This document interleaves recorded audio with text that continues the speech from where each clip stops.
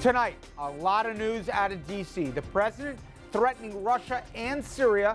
Paul Ryan announcing he is not running for re-election and will be retiring. Then it is all about the law. We start with a Russia probe and more developments, as well as more on that FBI raid at the office of the president's own lawyer. Former federal prosecutor Roland Riopel will join us on all the new developments.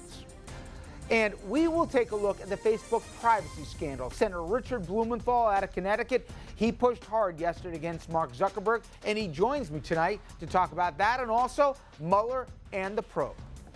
Evening, everybody, and welcome to RFL. I'm Richard French. We have a busy hour ahead of us. Now, we're going to get to the legal panel in just a moment, but first, yet another busy day in D.C., and all of it is connected to the president.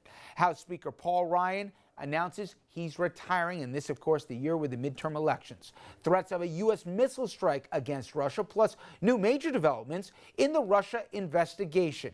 And that is not all. Let's get an update as well as analysis from senior political correspondent Andrew Whitman. And Rich, we'll start with the Speaker of the House. There have been whispers and rumors about House Speaker Paul Ryan ending his congressional career, and this morning Ryan made it official. This year will be my last one as a member of the House.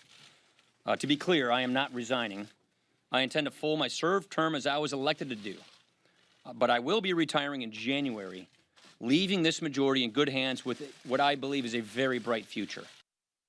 Ryan faced token opposition in a Republican primary. Now the only Republican running in his district has ties to white nationalists. Oops. And the Speaker faced a bigger challenge from a blue-collar Democrat who was raising huge amounts of cash. But the real reason for Ryan's announcement may be the political environment. Consider this even more proof of a possible blue wave coming in November. Including Speaker Ryan, 38 Republican House members have now announced their retirements, and more could be coming soon. Democrats need a net gain of only 24 seats to take back the majority this fall. Rich? All right, and there's no way to know the answer to this question, Andrew. I'd say that in advance, but it could be the blue wave, could be the math. Certainly history says in off years it's going to be tough for the party in power. But it could be something different this time. Paul Ryan, as we remember in 2016, leading up until the convention, even after the convention, with the Access Hollywood tapes, which are in the news again today, he found it a bridge too far. In fact, he said, I'm not only focusing on the House race, I'm going to have nothing to do with the Republican nominee, of course, Donald Trump at the time. Do you think this is more about Trump, more about the toxicity and the difficulty of doing the job, or about the wave coming in November? I suspect it's a lot of those things all combined, Rich. I mean, keep in mind, Ryan was the reluctant speaker to begin with. He didn't want the job, reportedly, and he got it from when John Boehner stepped down.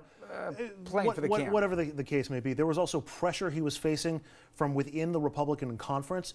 Both of his top two deputies were already soliciting votes about trying to become the next speaker themselves. There was pressure from the House Freedom Caucus. But let's be honest, I think a lot of this is the Trumpian atmosphere in Washington. And you know, Paul Ryan is a fiscal conservative. He got the tax bill through. He wanted entitlement reforms, but he never got there. He's never been on board the Trump train. And he believes in what he believes. I'll give him credit for that. But to reconcile that with Trump is difficult. And listen, this isn't without precedent. The guy who had the job before him, John Boehner, he also left, and he is saying you couldn't get him to come back if you paid him. Not that people are asking. This is a really hard gig. It's like herding cats for any speaker, but particularly in the Republican Party today. Yeah, and let's say everything in November played out the way that we certainly think it's going to.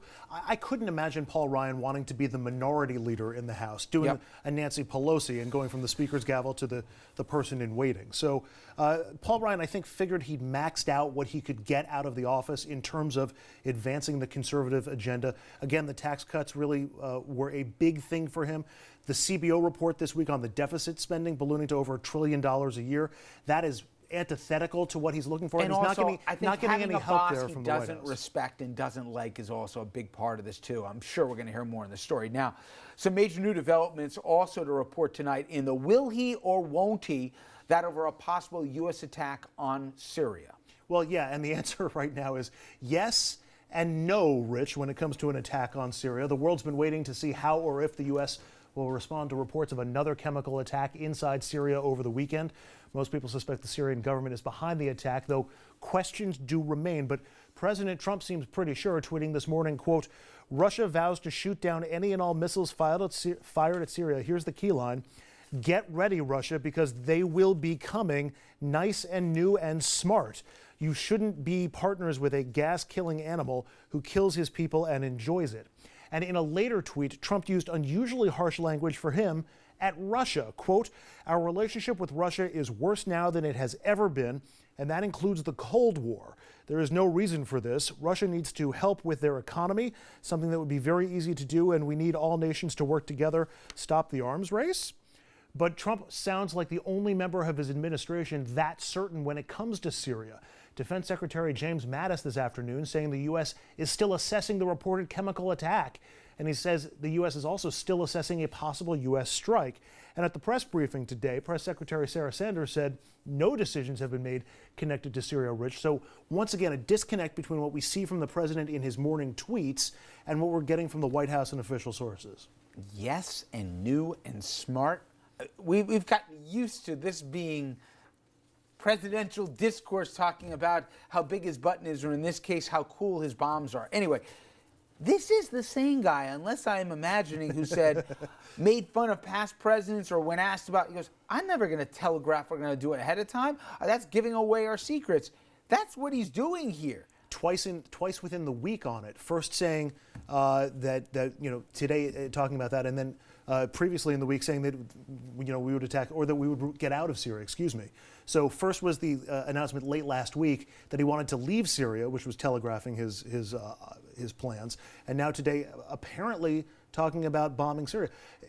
This was tweeted out during executive time, which is the morning period from whenever he wakes up until 11 a.m. when he's watching Fox and Friends. So I've not seen any reporting about anything that was you're on. Not even being snarky. But that's the truth. I haven't seen any reporting about what was on Fox and Friends this morning. Why? Is it because there's a red line that the Syrians crossed with chemical weapons? Or is this to distract here from what I'm going to be talking about with the attorneys coming up?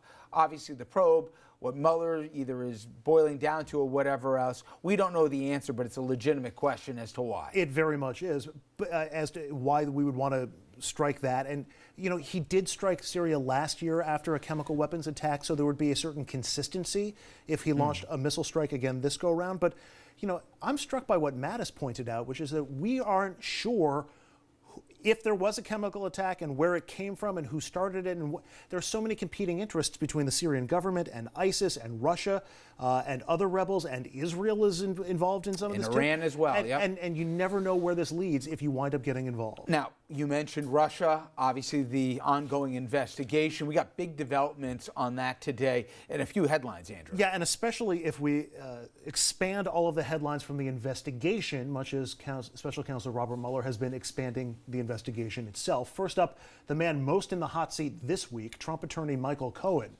New reports indicate more of what the feds were looking for in their raids of his office and his hotel room on Monday, including records connected to the now infamous Access Hollywood tape. The feds reportedly looking to see if Cohen tried to stop the release of the tape and how. They're also looking for whatever communications Cohen had with Trump about the tape. Now that is in addition to seeking information about the non-disclosure deals involving Stormy Daniels and Karen McDougal, both of whom allege having affairs with Trump more than a decade ago. And oh, by the way, Daniels is now cooperating with the Mueller investigation. That is not going away for the president. And as America plays the guessing game as to whether Trump will fire Mueller, and if so, how, the Times is reporting that Trump tried to fire the special counsel back in December. That would be the second time now that the president is reportedly pressed to dismiss Mueller.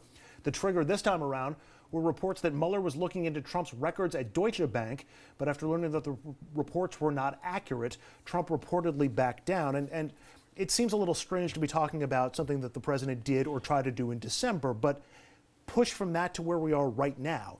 And if the Mueller investigation into his Deutsche Bank records was enough for him to say, fire him, fire him, fire him, what do you think the president's reaction to the raid of Michael Cohen, who would apparently keep a lot of the secrets, not just financial and otherwise, in his office? Now I'm going to talk to Senator Blumenthal this hour to say where he believes the Senate is in terms of if the president were to go there, where would the pushback be? We're in the legislative branch. But Andrew, it's also part of that inner circle, people that could talk him off the ledge, if you will, the Hope Hicks and the rest, they're gone now. And you've got folks, in addition to the TV watches in the morning, who are pouring gas in the fire to say, go do it, do it. Well, we come back to Fox and Friends. I mean, and it's kind of, I mean, Alan Dershowitz, the Harvard professor and attorney who was on Sean Hannity's show Monday night, went to the White House yesterday and had dinner with the president and was talking to him about the investigation, although Dershowitz was saying, you don't need to fire Mueller. It wouldn't help you at this point because and the U.S. tell him don't cooperate and don't testify. Yeah, and so we really don't know where any of this is headed right now, and it's, wait and see. Right. By the way, no developments, including from Ryan today, about any of the legislation to protect Mueller. So now, Blumenthal says that he's optimistic there's a chance they could get some legislation to give protection to Mueller. But again, we'll cover that later in the program. Andrew, thank you. We come back here. I'm going to bring in a panel of attorneys to take a closer look at the relationship between Trump and Michael Cohen. Cohen says he's Trump's fixer, his pit bull. But now the attorney himself, he's in quite a fix.